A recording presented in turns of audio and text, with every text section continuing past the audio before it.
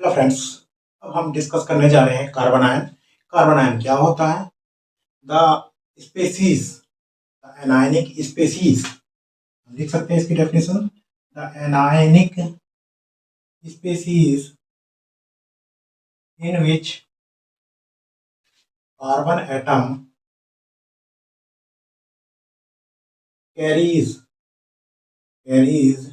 a negative charge is called as carbanion और कार्बो anion. Different type के carbon ion हमने लिखे हुए हैं। यहाँ पर डिफरेंट टाइप के कार्बन आयन होते हैं। अब यहाँ पर हम इस कार्बन आयन की स्ट्रक्चर की बात करें तो सबसे पहले हम जो स्ट्रक्चर की बात करते हैं, यहाँ पर स्ट्रक्चर इसका इस प्रकार से होता है कि कार्बन एटम के पास ये एक पी ऑर्बिटल होती है, इसके पास लॉन पेयर इलेक्ट्रॉन होता है और यहाँ पर एक बॉन्ड किसी एक ग्रुप के साथ होता है। दूसरा बॉन्ड इस प्रकार से होता है दूसरे स्पेस में इसका, ये आप देख सकते हैं आर डबल डैश साथ हो गया। और तीसरा एक बॉन्ड इस प्रकार से होता है यहाँ पर। जो इसमें हम देख रहे हैं ये टोटल इसमें हाइब्रिडाइजेशन होता है sp3 हाइब्रिडाइजेशन। इसमें sp3 हाइब्रिडाइजेशन होता है and according to the sp3 hybridization इसकी जो ज्योमेट्री होती है वो वैसे तो टेट्राहेड्रल होनी चाहिए, tetrahedral, but due to this lone pair this will be equal to यहाँ पर पिरामिडल। ये इसकी पिरामिडल ज्योमेट्री हो जाती है क्योंकि यहाँ पर लॉन पेयर इलेक्ट्रॉन होता है। जैसे कि आप जानते हैं लॉन पेयर और में रिपल्सन सबसे ज़्यादा होता है, उसके बाद बॉन्ड पेयर में होता है और सबसे कम रिपल्सन बॉन्ड पेयर में और उसके बाद सबसे कम रिपल्सन बॉन्ड पेयर में होता है। तो यहाँ पर इस प्रकार से इसकी जो ज्योमेट्री होती है वो पिरामिडल हो जाती है। बट नाउ अकॉर्डिंग टू हमारे पास जैसे वाटर मॉलिक्यूल होता है वैसे ही एमोनिया मॉलिक्यूल होता है, यहाँ पर इसकी ज्योमेट्री पिरामिडल रहती है। ना पिरामिडल स्ट्रक्चर में यहाँ पर इसका जो हम तीन बॉन्ड की बात कर रहे हैं तो यहाँ पर 3 सिग्मा बॉन्ड्स बनते हैं बाई sp3 ऑर्बिटल्स के द्वारा। यहाँ पर 3 sigma bond 3sp3 hybrid orbitals के द्वारा फॉर्म होते हैं। वो किसी हाइड्रोजन एटम या किसी भी दूसरे एटम के साथ बन सकते हैं। एक पी ऑर्बिटल होती है, वो पी ऑर्बिटल में ये लॉन पेयर एग्जिस्ट करता है। इस प्रकार से इस कार्बन आयन का स्ट्रक्चर होता है। यहाँ पर हम नेगेटिव चार्ज लगा देते हैं इस कार्बन आयन पर। इस प्रकार से ये कार्बन आयन का स्ट्रक्चर है ना। अब हम यहाँ पर डिस्कस करेंगे इसकी स्टेबिलिटी को। तो यहाँ पर स्टेबिलिटी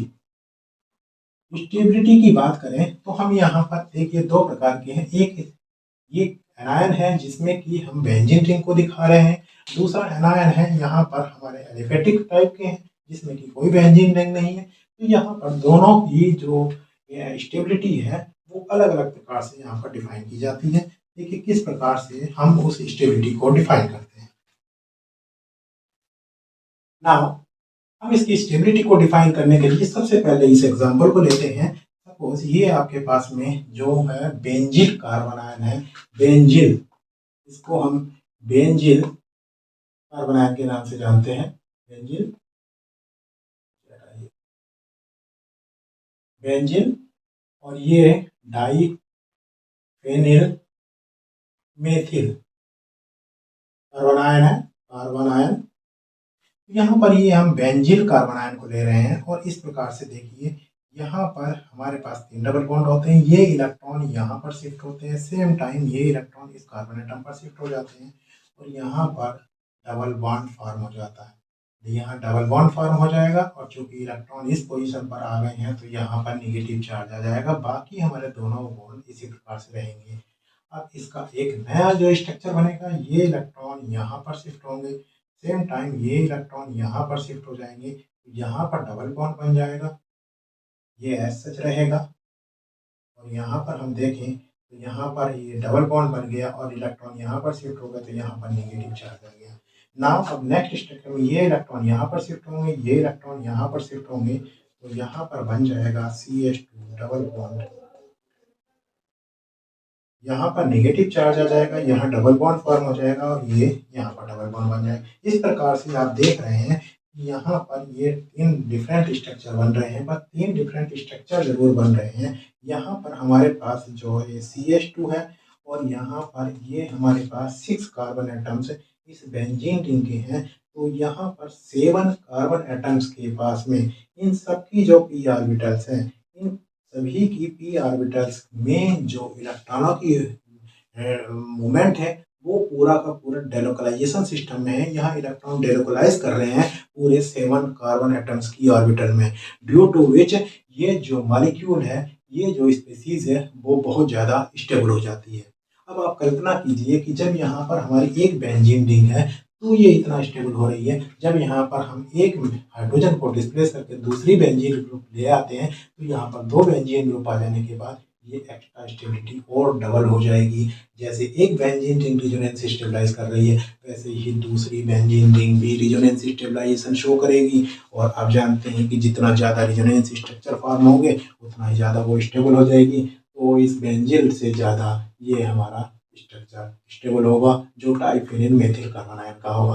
और सिमिलर वे में जब हमारे पास यहाँ 3 बेंजीन रिंग आ जाती है, तीनों बेंजीन रिंग मिलकर यहाँ पर डेलोकलाइजेशन शो करेगी इलेक्ट्रॉनों का, और ये बहुत ही हाईली स्टेबल मॉलिक्यूलर स्पीसीज हो जाएगी। तो triphenyl methyl carbon ion will be the most stable in this.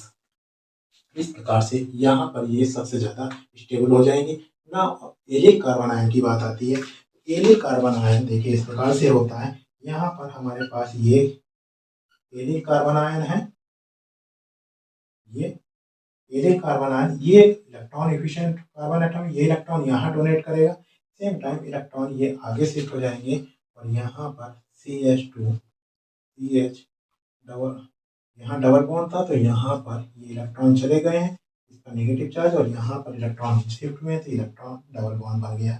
इस प्रकार से यहाँ पर ये रेजोनेंस स्टेबलाइज हो रहा है। और अगर इसके हम कार्बन एटम को देखें तो कार्बन एटम के सभी एक p ऑर्बिटल है, इस p ऑर्बिटल में इलेक्ट्रॉनों का डेलोकलाइजेशन इस प्रकार से शो हो रहा है। इस प्रकार से ये इलेक्ट्रॉनों का डेलोकलाइजेशन हो रहा है। Due to this delocalization allyl carbon ion will be more stable than these aliphatic carbon ions. लेकिन ये बेंजीन कार्बन आयन के कंपैरिजन में उतना डेलोकलाइजेशन नहीं शो करता। So allyl carbon ion will be less stable than the benzene and other carbon ion. Now we will discuss the such type of 1 degree methyl secondary tertiary carbon ion. अब अगर इन carbon ion की बात करें तो इन carbon ion में देखिए हम एक एग्जांपल के तौर पर जिस प्रकार से हमने कार्बन आयन को डिस्कस, कार्बोनियम आयन को डिस्कस किया था, उसी प्रकार से हम इसको डिस्कस करेंगे। यहाँ पर सपोज G एक ग्रुप है और G is an electron withdrawing group. ये इलेक्ट्रॉन विद डाइंग ग्रुप है और इलेक्ट्रॉन विद डाइंग ग्रुप है तो ये स्टेबिलाइज करेगा, ये स्टेबलाइज करेगा। और अगर G यहाँ पर कोई electron, G is an electron releasing group, अगर ये इलेक्ट्रॉन रिलीजिंग ग्रुप है तो ये इसको डीस्टेबिलाइज करेगा,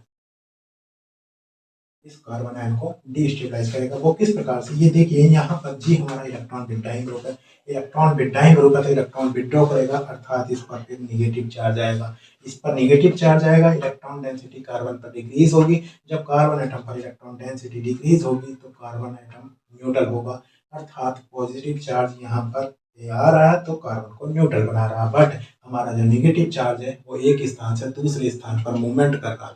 and as well as the dispersal of negative charge increases, the resonance stabilization increases। तो यहाँ पर नेगेटिव चार्ज जितना ज़्यादा मूव करेगा उतने ही ज़्यादा रेजोनेंस स्ट्रक्चर बनेंगे, ड्यू टू विच इसकी स्टेबिलिटी और ज़्यादा इंक्रीज करेगी। जब एक ग्रुप यहाँ पर इलेक्ट्रॉन विद डाइंग है तो इसकी स्टेबिलिटी इंक्रीज करेगी। अगर यहाँ पर भी इस प्रकार से कोई ग्रुप आ जाते हैं तो उसकी स्टेबिलिटी और ज़्यादा इंक्रीज करेगी। अगर तीसरा भी ग्रुप जी एक इलेक्ट्रॉन रिप्टाइन ग्रुप आता है तो वो उसको और ज़्यादा स्टेबलाइज करेगा। बट यहाँ पर जस्ट अपोजिट है, यहाँ हमारे पास इलेक्ट्रॉन रिलीजिंग ग्रुप है, इलेक्ट्रॉन ये ग्रुप रिलीज कर रहा है, तो इलेक्ट्रॉन रिलीज करने के कारण इस पर पॉजिटिव चार्ज आएगा, इस पर पॉजिटिव चार्ज आएगा, कार्बन एटम के पास इलेक्ट्रॉन की एक्सेस होगी, इलेक्ट्रॉन डेंसिटी इंक्रीज होगी, तो नेगेटिव चार्ज ऑलरेडी उस पर था, नेगेटिव चार्ज डेंसिटी और ज़्यादा इंक्रीज होगी। बट यहाँ पर दो अपोजिट चार्ज आ रहे हैं, एक नेगेटिव चार्ज, एक पॉजिटिव चार्ज, और ये हम पहले भी डिस्कस कर चुके हैं।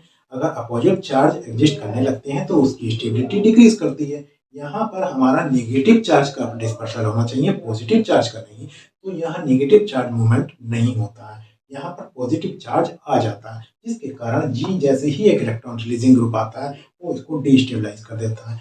इस तरह से जब ये डिस्टेबलाइज हो जाता है तो इसकी स्टेबिलिटी ऑटोमेटिकली कम हो जाती है। बट यहाँ पर जी एक इलेक्ट्रॉन रिलीजिंग ग्रुप है, अगर यहाँ पर भी दूसरा ग्रुप भी जी इलेक्ट्रॉन रिलीजिंग ग्रुप आ जाएगा तो इसकी स्टेबिलिटी और ज़्यादा डिक्रीज कर देगा, और जब स्टेबिलिटी डिक्रीज होगी तो नेचुरली वो इससे कम स्टेबल होगा, प्राइमरी से कम स्टेबल होगा, और जब तीसरा ग्रुप आ जाएगा तो और ज़्यादा डिस्टेबलाइज करेगा तो वो और ज़्यादा डिस्टेबलाइज हो जाएगा और कम स्टेबल होगा।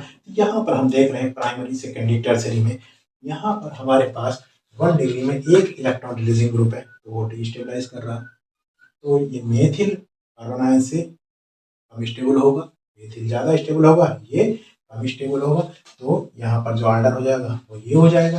बट यहाँ पर दो मेथिल ग्रुप आ गए हैं, दो इलेक्ट्रॉन रिलीजिंग ग्रुप आ गए, तो और ज़्यादा डिस्टेबलाइज करेंगे तो इसकी स्टेबिलिटी और डिक्रीज होगी, यहाँ पर ये ज़्यादा इंक्रीज हो जाएगा, ये स्टेबल ज़्यादा हो जाएगा, 2 डिग्री कम होगा, प्राइमरी ज़्यादा स्टेबल होगा, सेकेंडरी कम स्टेबल होगा।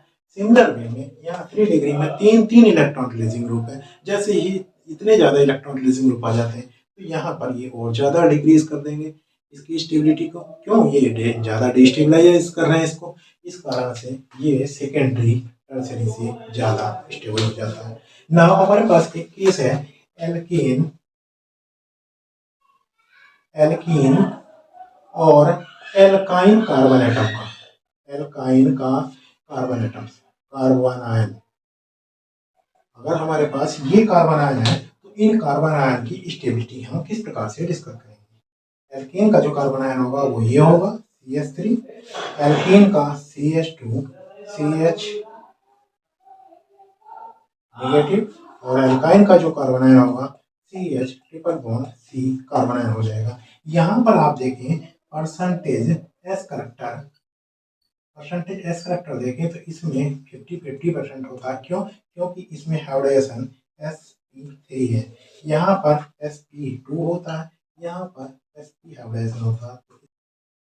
अगर हम इसमें परसेंटेज एस करेक्टर देखें तो अकॉर्डिंग टू हाइब्रिडेशन इसमें sp3 हाइब्रिडेशन है, इसमें sp2 हाइब्रिडेशन है, इसमें sp हाइब्रिडेशन है, एंड अकॉर्डिंग टू दिस इसमें 25% एस करेक्टर है, इसमें 33.3% एक्स करेक्टर है, और इसमें 50% एक्स करेक्टर है। And greater the electronegativity of an atom greater will be the stability of that species. यहाँ पर ये आपके अकॉर्डिंग परसेंटेज एस करेक्टर हमें शो कर रहा है कि इलेक्ट्रोनेगेटिविटी सबसे ज़्यादा एल्काइन की कार्बन आयन की होगी, and due to the higher electronegativity of that carbon ion it will be the highly stable. Alkyne का जो कार्बन आयन होगा वो सबसे ज़्यादा स्टेबल होगा, एल्कीन का उससे कम स्टेबल होगा, और एल्केन का कार्बन आयन सबसे कम स्टेबल होता है। इस प्रकार से हम इस एल्कीन, एल्काइन और एल्केन के कार्बन आयन की स्टेबिलिटी को एक्सप्लेन कर सकते हैं। नाउ यहाँ पर हमारी जो स्टेबिलिटी है वो इस तरह से डिस्कस हो जाती है। बट अब हम बात करें कि हमारे इसके फॉर्मेशन का क्या तरीके हैं, तो फॉर्मेशन के तरीके उसी प्रकार से हैं, जहाँ भी हाइड्रोलिटिक फिशन होता है तो वहाँ पर भी कार्बन आयन बनता है। दूसरे एक डिफरेंट टाइप में जब यहाँ पर कोई न्यूक्लियोफाइल किसी मॉलिक्यूल से कोई लेस इलेक्ट्रोनेगेटिव एटम जैसे हाइड्रोजन एटम को एक्सट्रैक्ट करता है तो कार्बन आयन जनरेट होता है। अगर उसकी बात करें, हम एक एग्जाम्पल उसका देखें, जैसे सपोज आपके पास में यहाँ पर ये CH2 CHO है, इसमें यदि हम NaOH की रिएक्शन कराते हैं, NaOH की रिएक्शन के बाद में यहाँ से ये CH2 negative CHO carbon ion बनता है, प्लस यहाँ पर वाटर मॉलिक्यूल बन जाता है। इस प्रकार से ये रिएक्शन होती है, इस तरह से कार्बन आयन का फॉर्मेशन होता है। नाउ अगर हम इसके रिएक्शन की बात करें तो रिएक्शन इसकी बहुत सारी होती हैं, जैसे एल्डोल रिएक्शन है, एल्डोल कंडेंसेशन है, बेंजोइन रिएक्शन है और पर्किन रिएक्शन है। लॉट ऑफ रिएक्शन जिसमें कि Benz carbon ion species reaction करती हैं। बहुत सारी रिएक्शंस हैं, आप आगे चल के उनको देखेंगे। अभी हम बात कर रहे हैं यहाँ पे स्पेशली स्टेबिलिटी और स्ट्रक्चर की, और कौन सी स्पीशीज की कितनी स्टेबिलिटी होगी।